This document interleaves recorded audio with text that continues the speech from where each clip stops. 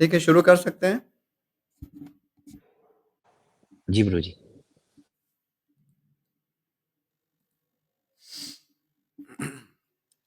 सभी वैष्णवों के चरणों में नमस्कार। ओम अज्ञानतिमिरान्धस्य ज्ञानाञ्जनशलाकया चक्षुरुन्मीलितं येन तस्मै श्रीगुरवे नमः। श्रीचैतन्यमनोभीष्टं स्थापितं येन भूतले स्वयं रूपः कदा मह्यं ददाति स्वपदान्तिकं। वाञ्छाकल्पतरुभ्यश्च कृपासिन्धुभ्य एव च पतितानां पावनेभ्यो वैष्णवेभ्यो नमो नमः। श्रीकृष्णचैतन्य प्रभु नित्यानन्द श्री अद्वैत गदाधर शिवासादि गौरभक्तवृन्द। हरे कृष्णा कृष्ण कृष्ण हरे हरे, हरे राम राम राम हरे हरे। सभी वैष्णवों का बहुत बहुत स्वागत है महाभारत कथा में। और हम आज पढ़ेंगे अध्याय संख्या 50 150वां अध्याय आज पढ़ेंगे। आगे बढ़ते हुए, माता कुंती के लिए भीमसेन का जल ले आना। माता और भाइयों को भूमि पर सोए देखकर भीम का विषाद एवं दुर्योधन के प्रति क्रोध। तो हम सुन रहे थे किस प्रकार से पांडवों के द्वारा उस सुरंग का निर्माण हुआ लाक्षागृह के नीचे, और समय पर उन्होंने इनिशिएटिव अपनी ओर से लेते हुए स्वयं ही आग लगा दी, जिसमें पुरोचन भी मर गया। और स्वयं सुरंग के माध्यम से पांडवगण वहाँ से निकल गए, और विदुर जी ने उनको एक सहायक भी भेजा था, एक नाविक। तो वो उनको गंगा नदी के द्वारा उनको एक सुरक्षित स्थान में पहुंचा देते हैं। अभी यहाँ पर एक वन का दृश्य है, जहाँ पर विशेष रूप से भीमसेन इस सब परिस्थिति पर जब विचार करते हैं तो उन्हें बहुत खेद प्राप्त होता है। माता कुंती, उनको इतना परेशान होना पड़ रहा है, अपने भाइयों को वहाँ नीचे जब भूमि पर लेटे हुए देखना पड़ रहा है, जो एक ही राज सिंहासन के अधिकारी हैं। आगे बढ़ते हुए वैशंपायन जी कहते, जन्मेजय, भीमसेन के चलते समय उनके महान वेग से आंदोलित हो वृक्ष और शाखाओं से संपूर्ण वन घूमता सा प्रतीत होने लगा। इतने वेग से भीमसेन आगे बढ़ रहे थे। जैसे ज्येष्ठ और आषाढ़ मास के संधिकाल में जोर जोर से हवा चलने लगती है, उसी प्रकार उनकी पिंडलियों के वेग पूर्वक संचालन से आंधी सी उठ रही थी। इतना महान उनका आकार था, और उनके चलने से जैसे आंधी चल रही थी। आंधी चलना यानी कितनी तीव्र गति से वो चल रहे थे। महाबली भीम जिस मार्ग से चलते, वहां की लताओं और वृक्षों को पैरों से रोंद कर जमीन के बराबर कर देते थे। तो उनको कुछ हटाना नहीं पड़ता था, उनके चलने से सब कुछ नीचे ध्वस्त हो जाता। उनके मार्ग के निकट जो फल और फूलों से लदे हुए वनस्पति एवं गुल्म आदि होते, उन्हें तोड़कर वे पैरों से रोंदते जाते थे।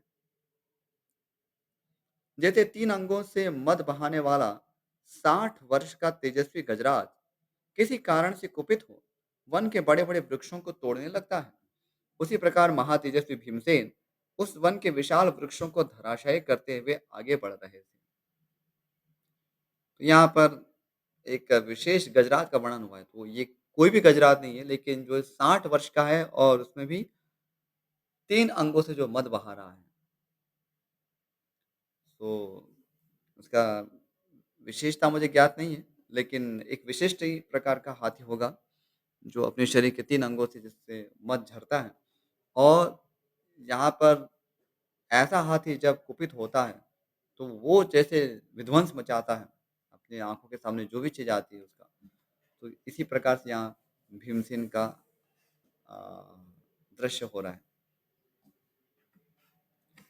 गरुड़ वायु के समान तीव्र गति वाले भीमसेन के चलते समय उनके महान वेग से अन्य पांडु पुत्रों को मूर्छा सी आ जाती थी।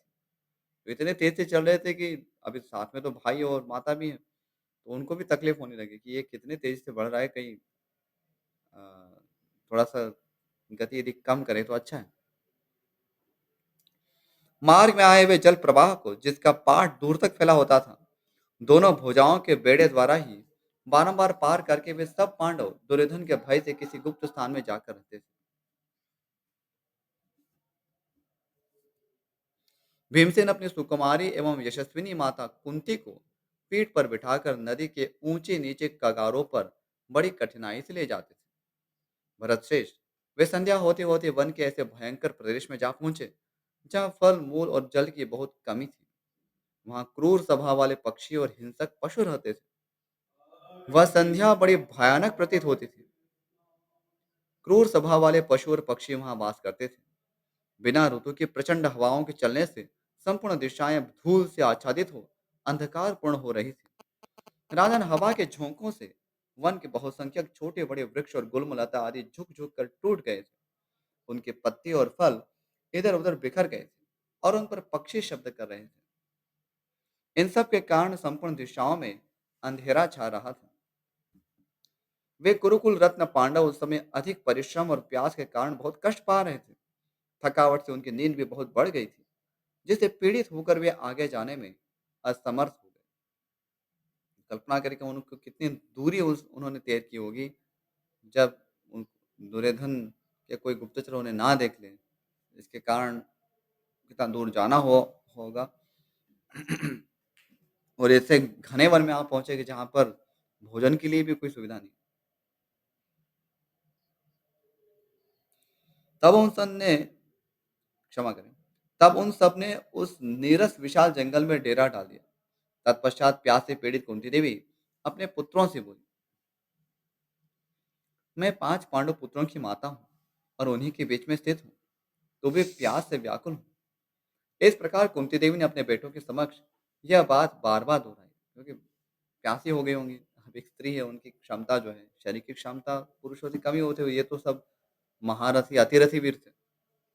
तो ये कुंती देवी जो है, उनको वो तो बहुत व्याकुल हो गई थी प्यास के कारण। माता का वात्सल्य से कहा हुआ यह वचन सुनकर भीमसेन का हृदय करुणा से भर आया। वे मन ही मन संतप्त हो उठे और स्वयं में पानी लाने के लिए जाने की तैयारी करने लगे। उस समय भीम ने उस विशाल निर्जन एवं भयंकर वन में प्रवेश करके एक बहुत सुंदर और विस्तृत छाया वाला बरगद का पेड़ देखा। राजन भरत वंशियों में श्रेष्ठ भीमसेन ने उन सबको वहीं बिठाकर कहा, आप लोग यहाँ विश्राम करें, तब तक मैं पानी का पता लगाता हूँ।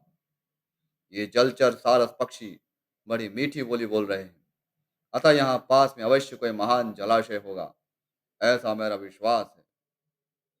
भारत तब बड़े भाई युधिष्ठिर ने जाओ कहकर उन्हें अनुमति दे दी। आज्ञा पाकर भीमसेन वहीं गए जहाँ यह जलचर सारस पक्षी कलरव कर रहे थे। भरत श्रेष्ठ वहां पानी पीकर स्नान कर लेने के पश्चात भाइयों पर स्नेह रखने वाले भीम उनके लिए भी चादर में पानी ले आए। 2 कोस दूर से जल्दी जल्दी चलकर भीमसेन अपनी माता के पास आए। उनका मन शोक और दुख से व्याप्त था और वे सर्प के भांति लंबी सांस खींच रहे थे। माता और भाइयों को धरती पर सोया देख भीमसेन मन ही मन अत्यंत शोक से संतप्त हो गए और इस प्रकार विलाप करने लगे, हाय, मैं कितना भाग्यहीन हूँ कि आज अपने भाइयों को पृथ्वी पर सोया देख रहा हूँ। इससे महान कष्ट के बाद देखने में क्या आएगी। आज से पहले जब हम लोग वारणावत नगर में थे, उस समय जिन्हें बहुमूल्य शैयाओं पर भी नींद नहीं आती थी, वे ही आज धरती पर सो रहे हैं। जो शत्रु समूह का संहार करने वाले वसुदेव जी की बहन तथा महान कुंती भोज की कन्या है, समस्त शुभ लक्षणों के कारण जिनका सदा समादर होता आया है, जो राजा विचित्र वीर्य के पुत्र वधु तथा महात्मा पांडु की धर्मपत्नी है, जिन्होंने हम जैसे पुत्रों को जन्म दिया है, जिनके अंग कांति कमल के भीतरी भाग के समान है, जो अत्यंत सुकुमार और बहुमूल्य शैया पर शयन करने के योग्य है। देखो, आज वे ही कुंती देवी यहाँ भूमि पर सोई है। ये कदापि इस तरह शयन करने की योग्य नहीं है। जिन्होंने धर्म इंद्र और वायु के द्वारा हम जैसे पुत्रों को उत्पन्न किया है, वे राजमहल में सोने वाली महारानी कुंती आज परिश्रम से थक कर यहाँ पृथ्वी पर पड़ी है। इससे बढ़कर दुख मैं और क्या देख सकता हूँ, जबकि अपने नरश्रेष्ठ भाइयों को आज मुझे धरती पर सोते देखना पड़ रहा है। जो नित्य धर्मपरायण नरेश तीनों लोगों का राज्य पाने के अधिकारी है, वे आज साधारण मनुष्यों की भांति थके मांदे पृथ्वी पर कैसे पड़े हैं। मनुष्य में जिनकी कहीं समता नहीं है, वे नील मेघ के समान श्याम कांति वाले अर्जुन आज प्राकृत जनों की भांति पृथ्वी पर सो रहे हैं। इससे महान दुख और क्या हो सकता है। जो अपने रूप संपत्ति से देवताओं में अश्विनी कुमारों के समान जान पड़ते हैं, वे ही ये दोनों नकुल सहदेव आज यहाँ साधारण मनुष्य के समान जमीन पर सोए पड़े हैं। जिसके कुटुंबी पक्षपात युक्त और कुल को कलंक लगाने वाले नहीं होते, वह पुरुष गांव के अकेले वृक्ष की भांति संसार में सुखपूर्वक जीवन धारण करता है। गांव में यदि एक ही वृक्ष पत्र और फल फूलों से संपन्न हो, तो वह दूसरे सजातीय वृक्षों से रहित होने पर भी चैत्य वृक्ष यानी कि देव वृक्ष माना जाता है तथा उसे पूज्य मानकर उसकी खूब पूजा की जाती है। जिनके बहुत से शूरवीर भाई बंधु धर्मपरायण होते हैं, वे भी संसार में निरोग रहते और सुख से जीते हैं। जो बलवान धन संपन्न तथा मित्र और भाई बंधुओं को आनंदित करने वाले हैं, वे जंगल के वृक्षों की भांति एक दूसरे के सहारे जीवन धारण करते हैं। यहाँ भीम से जो जंगल का दृश्य है, उसी को देखते हुए उसी के कॉन्टेक्स्ट में अपनी स्थिति, अपने भाइयों की स्थिति, उसी का यहाँ वर्णन कर रहे हैं आगे बढ़ते हुए। दुरात्मा धृतराष्ट्र और उसके पुत्रों ने तो हमें घर से निकाल दिया और जलाने की भी चेष्टा की, परंतु किसी तरह भाग्य के भरोसे हम बच गए हैं। आज उस अग्निदह से मुक्त हो हम इस वृक्ष के नीचे आश्रय ले रहे हैं। हमें किस दिशा में जाना है इसका भी पता नहीं है। हम भारी से भारी कष्ट उठा रहे हैं। ओ दुर्बुद्धि अल्पदर्शी धृतराष्ट्र कुमार दुर्योधन, आ तेरी कामना पूरी हुई। निश्चय देवता तुझ पर प्रसन्न है, तभी तो राजा युधिष्ठिर मुझे तेरा वध करने की आज्ञा नहीं दे रहे हैं। दुर्मते, यही कारण है कि तू अब तक जी रहा है। रे पापाचारी, मैं आज ही जाकर कुपित हो मंत्रियों, कर्ण, छोटे भाई और शकुनी सहित तुझे यमलोक भेज सकता हूँ, किंतु क्या करूं, पांडव श्रेष्ठ धर्मात्मा युधिष्ठिर तुझ पर कोप नहीं कर रहे हैं। यों कहकर महाबाहु भीम मन ही मन क्रोध से जलते और हाथ से हाथ मलते हुए दीन भाव से लंबी सांसें खींचने लगे, क्योंकि भीम को स्वाभाविक रूप से दुर्योधन में बहुत कोप था। बचपन से वो तो वैरी था, भीमसेन का अहित ही करना चाह रहा था। आज तो उसका ही नहीं, अभी तो अपने भाइयों का, माता का, सभी का अहित करने पर तुला है। और वो देख भी रहा है कि धृतराष्ट्र भी उसका समर्थन कर रहे हैं। तो भीम जैसे महान योद्धा के लिए ये तो कितना आसानी हो सकता है। बुझे हुए लपटों वाली अग्नि की भांति दीन हृदय होकर वे पुनः धरती पर सोए हुए भाइयों की ओर देखने लगे। उनके वे सभी भाई साधारण लोगों की भांति भूमि पर ही निश्चिंतता पूर्वक सो रहे थे। उस समय भीम इस प्रकार विचार करने लगे। अहो, इस वन से थोड़ी ही दूरी पर कोई नगर दिखाई देता है, जबकि जागना चाहिए। ऐसे समय भी ये मेरे भाई सो रहे हैं। अच्छा, मैं स्वयं ही जागरण करूं। थकावट दूर होने पर जब ये नींद से उठेंगे तभी पानी पिएंगे। ऐसा निश्चय करके भीमसेन स्वयं उस समय जागरण करने लगे, क्योंकि जो उनके भाई थे इतने थक चुके थे कि उनके पास चलने का होश ही नहीं था। तो सामने नगर है लेकिन क्या करें, वो पानी पीने के लिए भी नहीं उठ रहे थे। तो वो बस अभी विश्राम ही करना चाह रहे थे। ये बहुत दयनीय अवस्था है, सुनने में तो हमें शायद इतना सरल लग रहा है, लेकिन एक जब हम एक उसका अपने मन पे एक चित्र उसका यदि निर्माण करें, तो कितना दुखद दृश्य है। कुंती देवी जो राजघराने की स्त्री है, जिनको बिना पालके के तो उतरते नहीं हो, कहीं बाहर जाते हैं। और यदि महल में भी है तो अंतःपुर में इतने दास-दासियाँ होती हैं। यहाँ पर ऐसी परिस्थिति, जंगल में घूम रहे और सब राजकुमार हैं और उनको भी इस प्रकार से भूमि पर शयन करना पड़ रहा है। और केवल भूमि पर शयन नहीं है, जंगल में, गहने जंगल में, जहाँ पर उनका आसपास बहुत हिंसक जंतु हैं। खाने-पीने की कोई व्यवस्था भी नहीं है। तो बहुत ही कष्ट का विषय है। और अभी हम आगे पढ़ेंगे हिडिंब वध।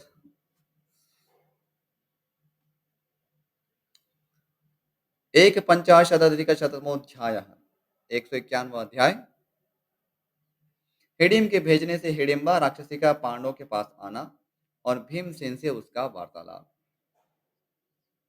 यद्यपि ये प्रसंग हमने बहुत बार सुना होगा, लेकिन हम जब शास्त्र से सुनते हैं तो उसका जो अ, जैसे मूल से हम पढ़ते हैं, मूल जो शास्त्र में जो जिस प्रकार से उसका वर्णन किया गया है, तो हम उसको ज़्यादा यथार्थ रूप से देख सकते हैं कि क्या दृश्य रहा होगा, किस प्रकार से हिडिंबा ने भीम को देखा होगा, क्या संवाद हुए होंगे, किस प्रकार से पूरी घटनाएँ होती हैं।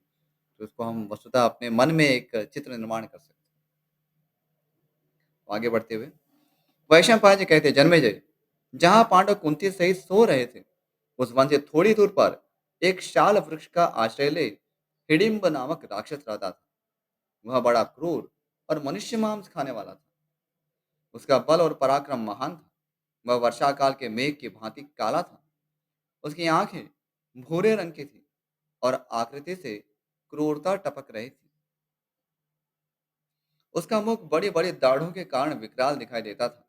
वह भूख से पीड़ित था और मांस मिलने की आशा में बैठा था। उसके नितंब और पेट लंबे थे। दाढ़ी, मूंछ और सिर के बाल लाल रंग के थे। उसका गला और कंधे महान वृक्ष के समान जान पड़ते थे। दोनों कान भाले के समान लंबे और नुकीले थे। वह देखने में बड़ा भयंकर था। दैवेच्छा से उसकी दृष्टि उन महारथी पांडवों पर पड़ी। बेडोल रूप तथा भूरी आंखों वाला वह विकराल राक्षस देखने में बड़ा डरावना था। भूख से व्याकुल होकर वह कच्चा मांस खाना चाहता था। उसने अकस्मात पांडवों को देख लिया। तब अंगुलियों को ऊपर उठाकर सिर के रूखे बालों को खुजलाता और फटकारता हुआ वह विशाल मुख वाला राक्षस पांडवों की ओर बार बार देखकर जम्हाई लेने लगा। सोच रहा होगा कि अभी क्या किया जाए, कैसे ये मांस मुझे मिले। मनुष्य का मांस मिलने की संभावना से उसे बड़ा हर्ष हुआ। उस महाबली विशालकाय राक्षस ने मनुष्य की गंध पाकर अपनी बहन से इस प्रकार कहा। अब उसकी असिस्टेंट भी थी, उसकी खुद की बहन, जिसका नाम हिडिंबा था। तो उसने सोचा था ये तो मैं तो मार ही सकता हूँ, ये तो मेरा आहार है, चलो अपनी बहन ही लेके आएगी। तो वह स्त्रियों का काम ही ऐसे वैसे किचन संभालना।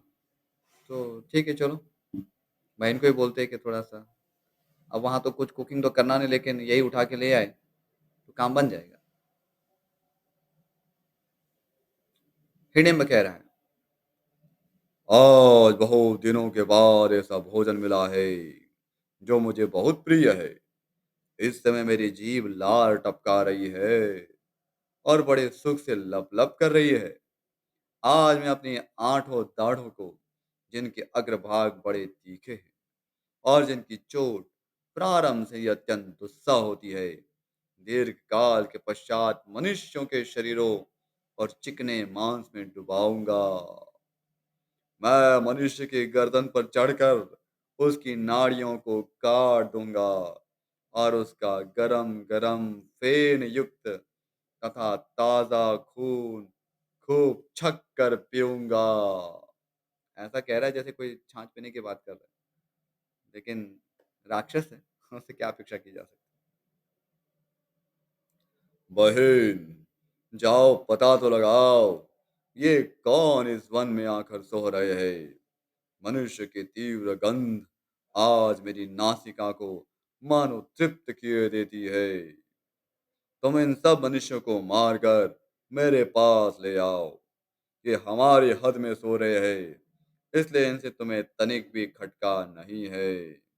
फिर हम दोनों एक साथ बैठकर इन मनुष्यों के मांस नोच नोच कर जी भर खाएंगे। तुम मेरे इस आज्ञा का तुरंत पालन करो। इच्छानुसार मनुष्य मांस खाकर हम दोनों ताल देते हुए साथ साथ अनेक प्रकार के नृत्य करें। बहुत फेस्ट का एक पूरा आयोजन बना लिया था कि तो खाएंगे नहीं खाली, साथ में नृत्य भी करेंगे, वो भी ताल के साथ। भरतश्रेष्ठ, उस समय वन में हिडिंब के योग कहने पर हिडिंबा अपने भाई की बात मानकर मानो बड़े उतावले के साथ उस स्थान पर गई जहां पांडव थे। वहां जाकर उसने कुंती के साथ पांडवों को सोते और किसी से परास्त न होने वाले भीमसेन को जागते देखा। धरती पर उगे हुए शाखों के पौधे के भांति मनोहर भीमसेन को देखते ही वह राक्षसी मुग्ध हो उन्हें चाहने लगी। इस पृथ्वी पर वे अनुपम रूपवान थे। अब भीमसेन वायुपुत्र थे, ऐसे तैसे तो थे नहीं। तो देवता के पुत्र थे, तो स्वाभाविक रूप सौंदर्य भी था, शरीर भी इतना बलिष्ठ था।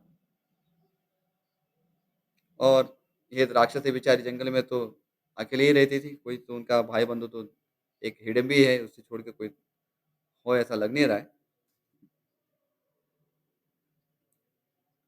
उसने मन ही मन सोचा, इन श्याम सुंदर तरुण वीर की भुजाएं बड़ी-बड़ी है, कंधे सिंह कैसे हैं?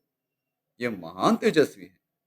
इनकी ग्रीवा शंख के समान सुंदर और नेत्र कमल दल के सदृश विशाल है। ये मेरे लिए उपयुक्त पति हो सकते हैं। मेरे भाई की बात क्रूरता से भरी है, अतः मैं कदापि उसका पालन नहीं करूंगा।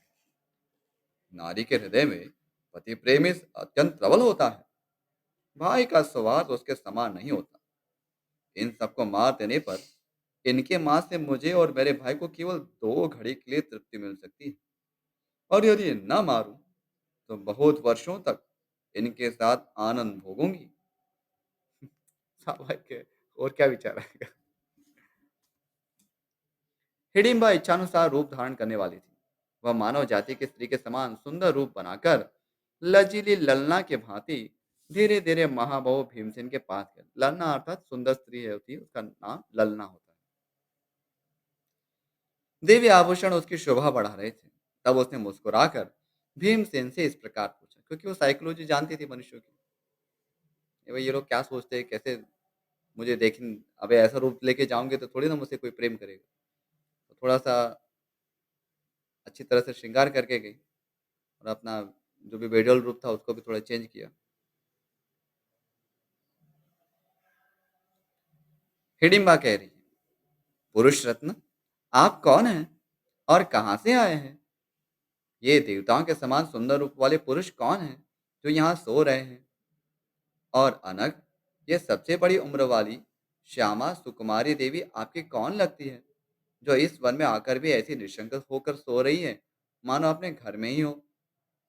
इन्हें यह पता नहीं कि यह गहन वन राक्षसों का निवास स्थान है। यहाँ हिडिंब नामक पापात्मा राक्षस रहता है। वह मेरा भाई है। उस राक्षस ने दुष्ट भाव से मुझे यहाँ भेजा है। देवोपम वीर, वह आप लोगों का मांस खाना चाहता है। आपका तेज देवकुमारों का सा है। मैं आपको देखकर अब दूसरे को अपना पति बनाना नहीं चाहती। मैं यह सच्ची बात आपसे कह रही हूँ। ये तो इन्होंने तो बहुत ज्यादा डायलॉग नहीं किया, जल्दी से अपना प्रस्ताव रख दिया, क्योंकि वो भी अधीर हो रही थी कि पता नहीं कहीं भीमसेन है, क्या उसका अर्थ लगाए ना लगाए, या लोग जाग जाए और मैं जो कहना चाहूँ मैं कह ना पाऊँ। तो वो काम से पीड़ित थी, और इसलिए उन्होंने अपना प्रस्ताव भी वहाँ तुरंत ही रख दिया। बहुत ज़्यादा घुमाए फिराए नहीं, और स्ट्रेट फॉरवर्ड, मैं ये हूँ, मैं राक्षसी हूँ, मेरा भाई ये है, उसका बैकग्राउंड ये है, लेकिन मैं आपको चाहती हूँ, बस खत्म बात। आगे हिडिंबा कह रही है, धर्मज्ञ, इस बात को समझकर आप मेरे प्रति उचित बर्ताव कीजिए। मेरे तन मन को कामदेव ने मत डाला है। मैं आपकी सेविका हूँ, आप मुझे स्वीकार कीजिए। महाबाहो, मैं इस नरभक्षी राक्षस से आपकी रक्षा करूंगी। हम दोनों पर्वतों के दुर्गम कंदराओं में निवास करेंगे। अनक, आप मेरे पति हो जाइए। तो अपने पति को ही कह रही है, होने वाले पति को, कि आपकी मैं सुरक्षा करूंगी।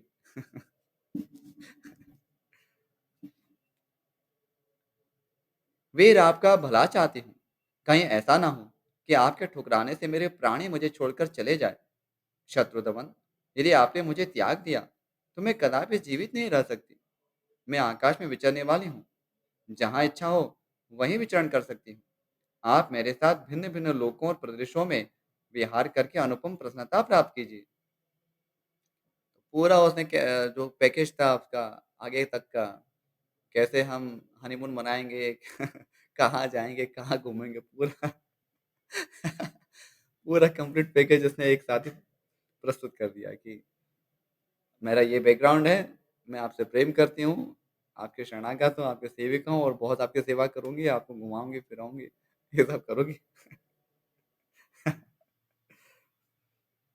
व्यक्ति जब काम पीड़ित होता है तो उसको विवेक नहीं होता है। तो यही स्थिति यहाँ पर हिडिंबा की है, जो कि एक स्त्री है, और वो विशेष रूप से एक राक्षस कुल में उत्पन्न हुई है। तो बहुत क्या अपेक्षा कर सकते हो। भीमसेन बोले, राक्षसी, ये मेरे ज्येष्ठ भ्राता है, जो मेरे लिए परम सम्माननीय गुरु है। इन्होंने अभी तक विवाह नहीं किया है। ऐसी दशा में मैं तुझसे विवाह करके किसी प्रकार परवेत्ता नहीं बनना चाहता।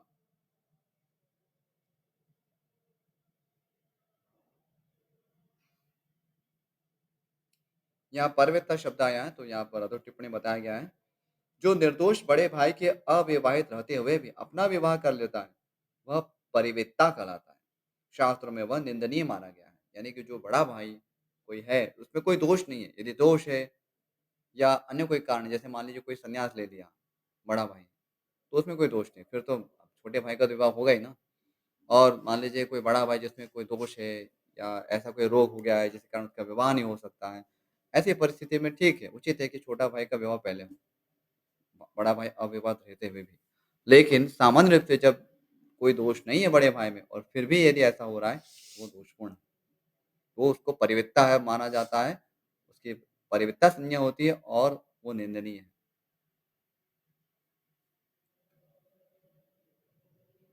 इसके पहले भी एक शब्द आया था, मैं इसकी व्याख्या करना भूल गया। एक श्यामा करके, कुंती देवी को श्यामा करके पुकारा था राक्षसी हिडिंबा ने।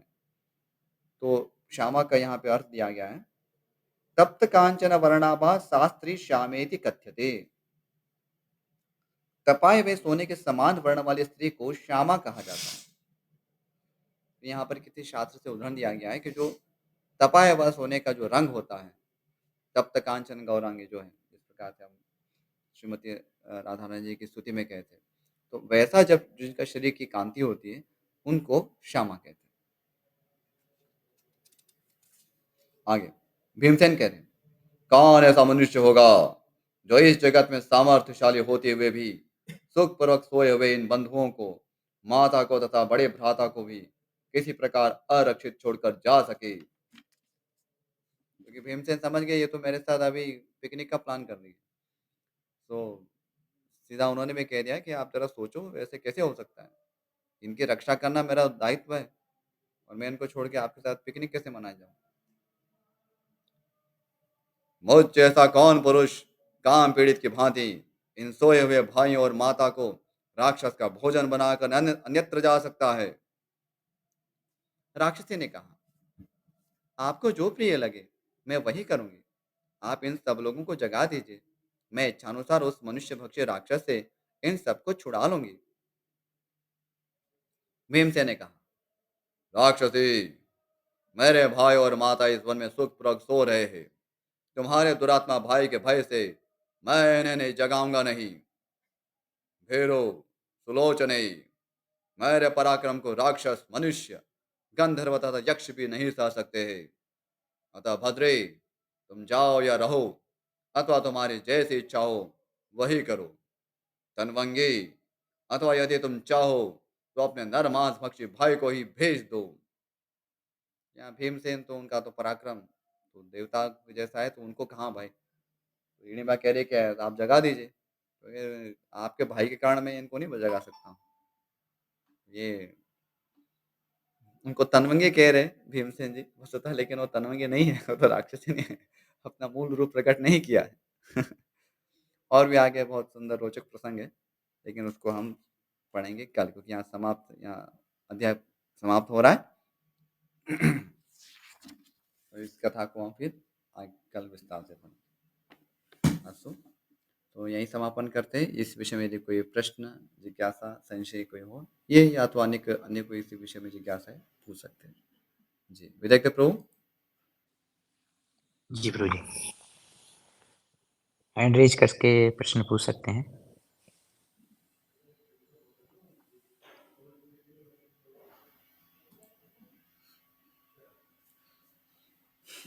अस्तु, तो कोई प्रश्न नहीं है, तो यहीं पर उसका हम समापन करेंगे।